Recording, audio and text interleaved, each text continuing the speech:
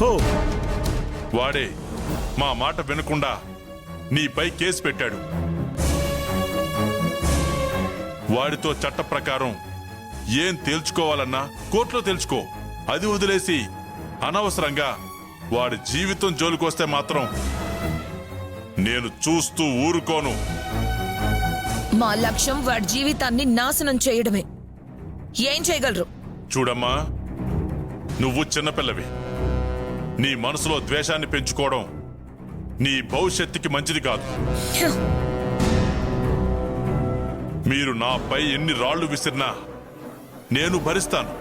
కానీ నా కొడుకుపై చిన్న ఇసుకురేణు పడినా నేను చూస్తూ ఊరుకోను.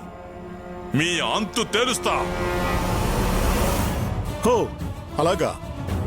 హ, అయితే చూసుకుందాం. నేను దేనికైనా రెడీ.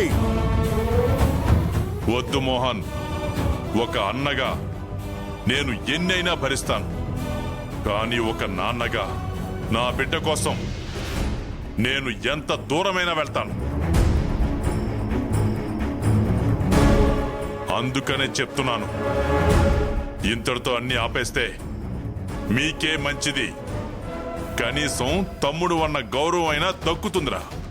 జాగ్రత్త.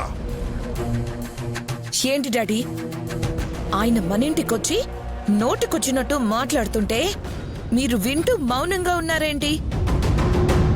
ముందు ఆయన్ని మెడ పెట్టుకుని బయటికి గంటేయండి. ఏయ్, ఎంత పొగరే నీకు!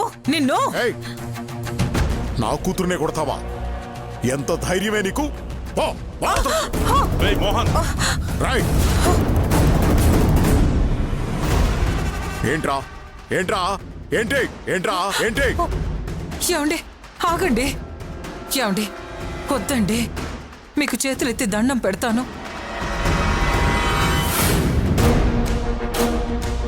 నరం లేని నాలుకే కదా అని సొంత అన్నయ్యని పట్టుకుని గౌరవం లేకుండా మాట్లాడకండి.